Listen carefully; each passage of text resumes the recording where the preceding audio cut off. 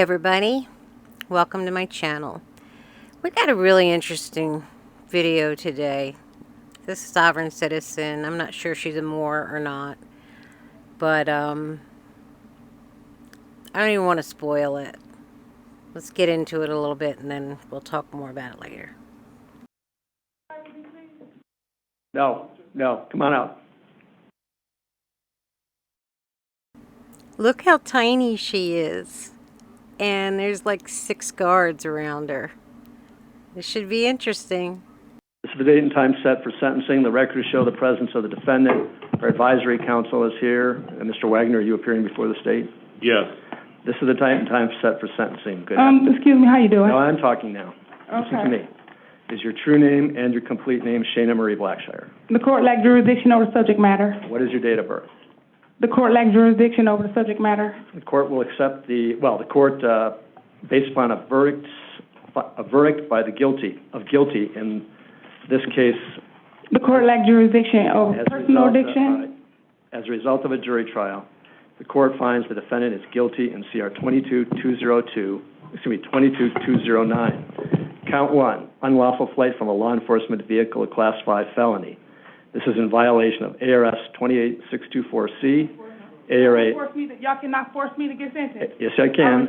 ARS 28622, ARS 28622.01, A1, 28624C, 283001, 283304, 283305, 283315, 13701, 702, and 801. The date of the offense was on or about February 5th, 2022. The offense is non-dangerous, and I'm finding it non-repetitive for reasons I'll state on the record. Count three, that she is guilty of count 3, criminal damage, a Class 1 misdemeanor. It's in violation of ARS 13-1602A1, 13-1601, 13-707, 13-802. And she's also guilty of count 4, burglary in the second degree. This is a Class 3 felony in violation of ARS 13-1507A, 13-1501, 701, and 702, and 13-801. The date of the offense was on or about February 5th, 2022. It's the judgment of the court that she's guilty of count 5, resisting arrest, a Class 6 felony in violation of ARS 13-2508, A1, 13-701, 702, and 13-801. The date of the offense was on or about February 5, 2020. Excuse me, advisor. Why is they allowed to do such things? 2022. The offenses are non-dangerous and non-repetitive. The reason I'm finding them is the microphone off, Louis, by the way. Turn it on. Excuse me, that's illegal. Y'all can't do that. No, that's on now. Turn it on. Yes, it is, Justin. All right. So the offenses are non-dangerous. I'm finding them Why are you allowing that? I'm finding you're your own lawyer. He's not your lawyer. He's nothing can do it.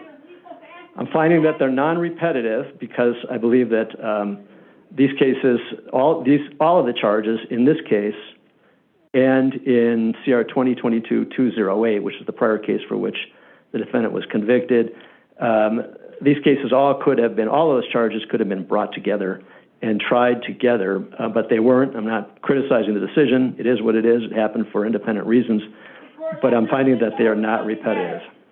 See, this is what's wrong with the whole sovereign citizen Moor thing. They get so much wrong information given to them and in their head that they feel like they're above the law. And then whenever they get arrested for breaking the law, they want to argue that they can't be put in jail. No one has jurisdiction over these people. And as you can see here in this case, that's what she thinks. And she's going to be in for a rude awakening. And I love how the judge just keeps talking over her. All right. So, I don't want to participate in this. Y'all have to let me go. Mr. Wagner, do you want to be heard on behalf of the state? I do, Your Get me Honor. out of here. I refuse to proceed. And if the victims wish to be heard, we have victims here in the courtroom, a victim, I think, I'm not sure. No, Your Honor, she's No, they're not. outlasted the victims. So I'll ask the victim. Do you wish to be heard? The victims have had to return back to their homes in Oregon, and they're not here, which is a detriment to them. They had as much a right to be here as she did for sentencing, but she is her own attorney, and she's drugged us out long enough that the victims aren't here to give a statement today. Right, so y'all can't do that. Y'all cannot force me. Y'all can't sentence me like this. Ms. Blackshire, I believe that these are repetitive and that she should be subject to the Category 2 repetitive offender statutes. She committed these crimes. She was taken into custody for the first crimes, the 208, Your Honor. She was taken into custody for 208. She made bond and was released on bond, and then she committed these separate offenses while on felony pretrial release. I just want to make clear, to save your words, I do intend to impose the enhancement of 2 years for the crimes being committed while on release. So I just want to... All right, thank you. If there was any confusion about that, I wanted to straighten it out. I apologize for interrupting you, but I thought it was something to clarify up front. This is illegal. I believe that it's more than warranted. She was sentenced. Those were separate cases. She was released from those cases, and she committed the new cases. Not only did she commit these crimes separately from the other crimes, these crimes significantly, especially the burglary, I believe substantially affected the victim. The victim, the owner of the property at Morningstar Ranch.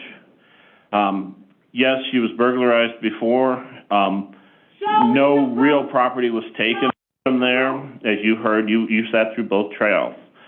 But in this case, in this burglary here, count... Let me out of here. I don't have to proceed with this. Move. I don't have to. Count 4, Your Honor. Let me out now.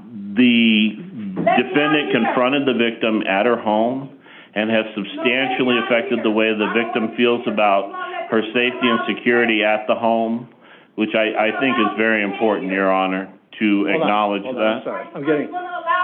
What's that? Are you going to allow No, I'm talking to you. Why are you taking her out? No. You're not? Okay. Because I don't want to be in here. Staying in. Requested to leave. Oh, you're bringing the chair in. Okay, that's fine. I apologize, Mr. No, That's fine, Your Honor. I was getting signals from the defense. That's fine.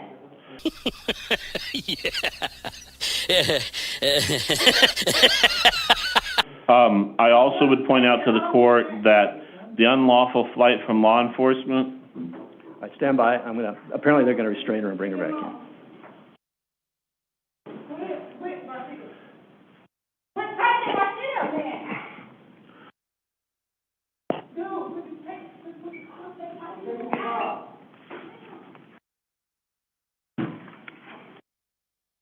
Refamiliarize me in the email about what that is.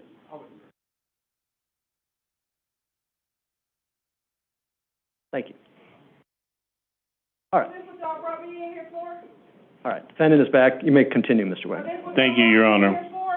I would also point out to the court that count 1, the unlawful flight from law enforcement, I didn't run for no police. and count 5, the resisting arrest counts, are not in any way connected with the prior the 208 case. They're separate victims there. These are definitely separate incidents. The state would argue that as well for count 4, the burglary, Your Honor. No, I'm not relaxing. Y'all being illegal. The court lacks jurisdiction over the subject matter. It is hilarious. Look at how little this girl is. But yet there's all these deputies, and they have to put her in a chair and strap her down. Y'all don't have no right. Get this shit off of me. If I could have just a second, Your Honor. I ain't never been biting with y'all. What's the statutory reference to the 2-year enhancement? I can't remember that. It is, I'm sorry, Your Honor, it is 708D.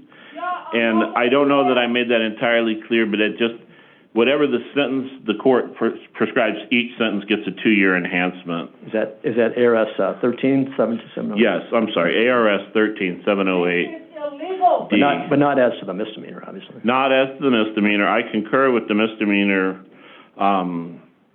assessment that probation had, that it's just time served in the county jail, that she's already fulfilled more than the requirement for that. I agree that the presumptive terms are warranted in the other cases as well, Your Honor. I would point out that the jury during the aggravation phase, the jury found 4 aggravators. They found 4 aggravators. We have no mitigators here that I can see. Even with all of that, I would still ask for the presumptive terms as a Category 2 repetitive offender with the enhancements for the 13708D. I think that these charges probably would be warranted to run concurrent with each other, but I do feel that they should run consecutive to the defendant's prior case. She caused more harm and more emotional stress to the victim, the owner of the property, and then we have separate victims as to the resisting arrest charge and the fleeing from law enforcement charge, Your Honor.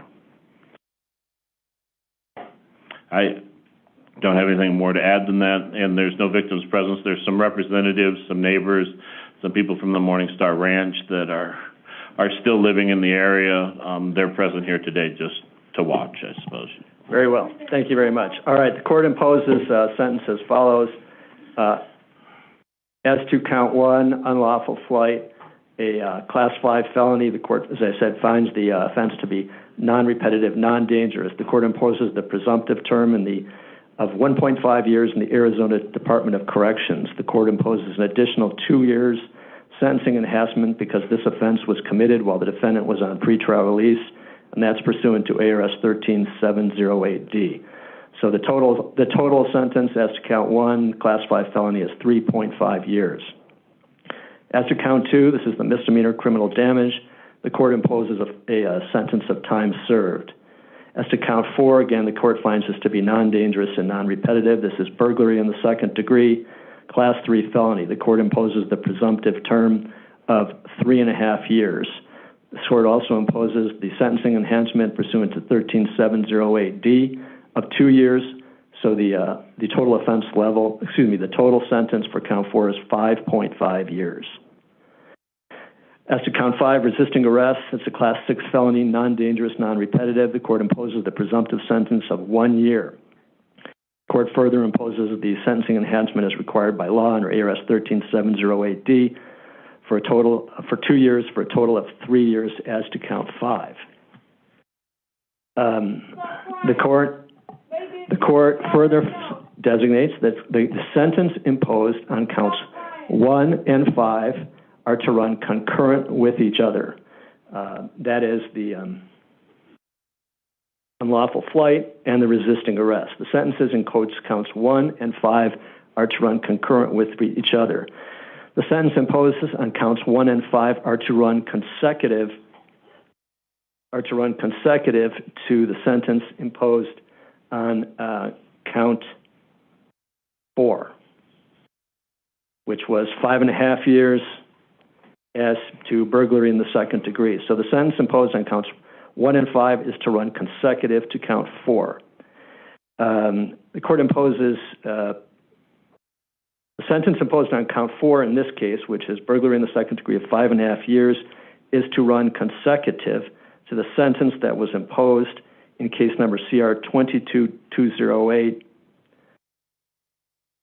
Right, so the sentence imposed as to count 4 in this particular case is to run consecutive to the sentence imposed in case number CR 22208. That's because this defendant was released in the prior case, 22208, when it was a justice court case.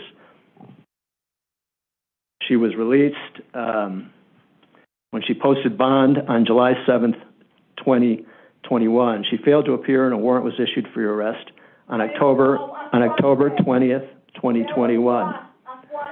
The events in this particular case are alleged to have occurred, I believe, on February 5th, 2022. So the events that happened at the Morningstar Ranch that were the subject of 22208 are alleged to have occurred on the dates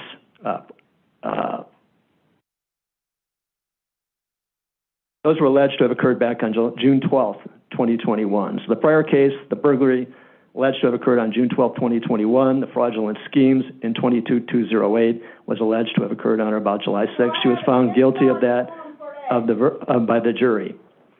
So she was charged with that case, released, went out and committed basically new offenses relating to the same properties. For those reasons, the court runs the sentence on count 4 consecutive to the sentence imposed in case number CR 22-208.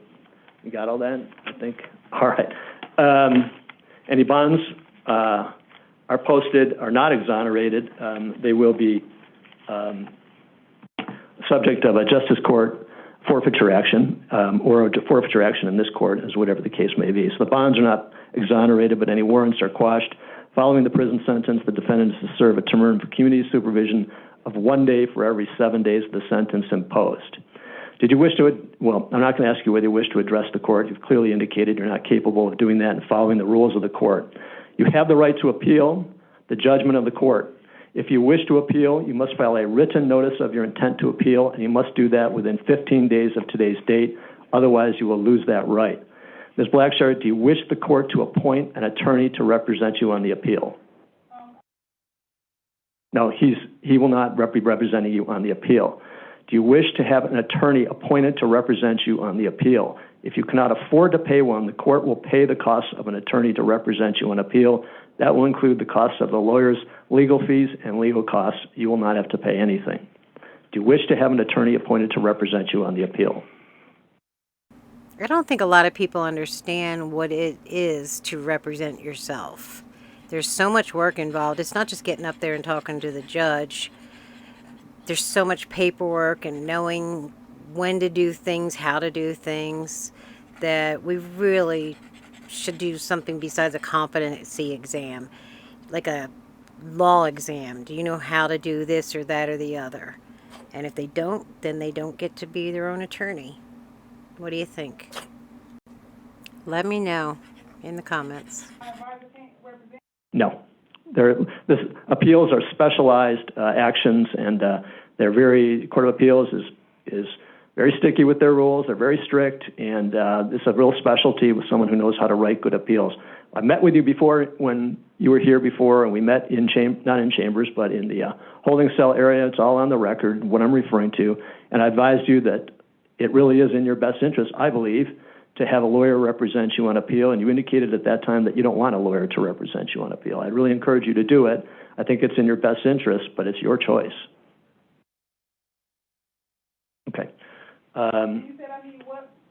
You're excused. You're remanded to the custody of the sheriff to be delivered to the Arizona Department of Corrections to fulfill a sentence. What? Hold on a second. What? How much time did he give me? He just said a whole bunch of numbers. Yeah, you can take them. You're excused. Thank you. Good luck. All right. I'm not having the defendant step forward to sign for notification of her rights and to sign the judgment in this particular case. She's consistently throughout all the proceedings in the Justice Court and in this court as to whenever required to do so or asked to do so, refused to sign anything. So that would be fruitless to ask her to do that. But the record will reflect that I've advised her of her right to appeal, the right to have an attorney represent her on appeal, and I think that's all we're going to do. And I don't see any point in having her trying to sign these documents. That's just not going to happen. I don't either. I think it'd just be disruptive to the court proceedings. Okay. Anything else? All right, we're adjourned. Thank you all very much. Well, I hope you enjoyed the video, and I will see you on the next one.